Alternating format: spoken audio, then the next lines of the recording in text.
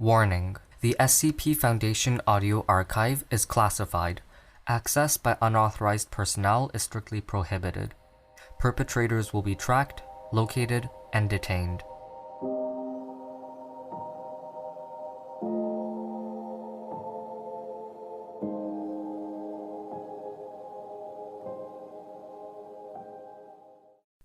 Pinwheel of Doom. Item Number SCP-161. Object Class Euclid. Special Containment Procedures. All three instances of SCP-161 are to be kept in separate containers in Containment Locker 34 Zeta. Each container is to be triple locked, with all 9 keys to go in separate members of a senior staff. Once every 3 months, each individual instance of SCP-161 is to be removed from containment. Current scheduling allows for only 1 instance to be removed in any given month.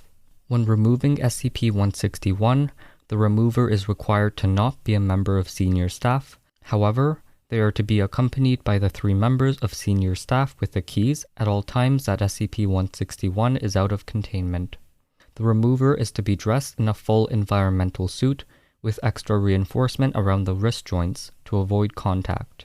The senior staff accompanying the remover are to be dressed similarly. Before removal, a cell is to be set up for activation of SCP-161. 2 D-Class will need to be requisitioned. 1 D-Class is to be strapped into a chair, immobilized, their left arm at a right angle to their body.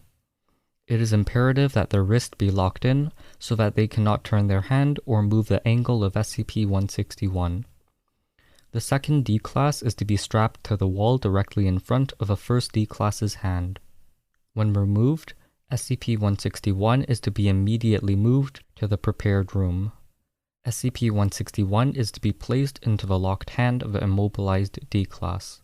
Once the D-Class has activated SCP-161 once, it is to be removed from them and returned to containment. Both Class D are then to be returned to general populace, but are never to be assigned together. Description: there are currently 3 copies of SCP-161 in Foundation control. SCP-161 appears to be a brightly colored, plastic child's pinwheel with a "The Factory" stamp on the back. SCP-161 only displays its unique properties when held in the bare hand of a human being. Approximately 3 to 7 seconds after grasping SCP-161, the holder will find himself made aware of how to activate the device. From this point on, the holder is completely convinced that SCP-161 is capable of emitting energy pulses of varying strength. This conviction only affects the bearer, as no one else can see these pulses, nor do they appear to do any actual damage. However, anything the wielder destroys with these energy pulses become no longer capable of affecting the wielder, even when no longer in contact with SCP-161. Walls affected by the energy pulse can be walked through by the wielder, and living beings so affected not only cannot touch the user, but anything wielded by such beings will be unable to touch the user of SCP-161 as well. A minor side effect causes the wielder of SCP-161 to develop megalomania and delusions of grandeur. Addendum 1. Original procedures altered when a security guard with no prior knowledge of SCP-161 broke into the containment locker and began using it freely. After security contained the breach, researchers discovered that if SCP-161 were not used occasionally, the artifact would begin to radiate a telepathic lure. The lure would affect those with low self-esteem and willpower, and call them to SCP-161. At that point, they would take the artifact in hand and begin to use it as described. Addendum II. A junior researcher attempting to cultivate the approval of senior staff noticed an unusual trend in beings and objects supposedly destroyed by SCP-161.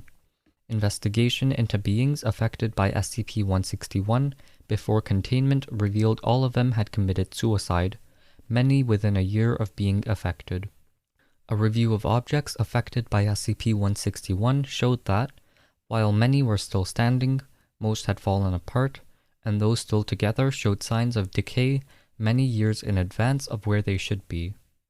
A review of researchers who had been affected by SCP-161 revealed that over 50% of them had died.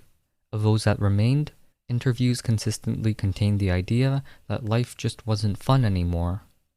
As of this finding, SCP-161 is now exclusively to be used on Class Ds and never near support walls. Use of SCP-161's effect for the acquisition of SCP objects that create an environment hostile to terrestrial life, including SCP-2933, has been proposed by several research staff. Final approval pending. Approval denied.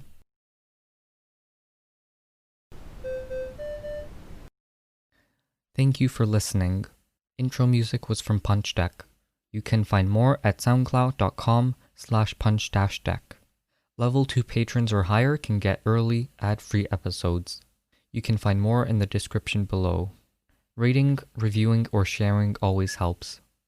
Thanks for listening, and I will see you in the next episode.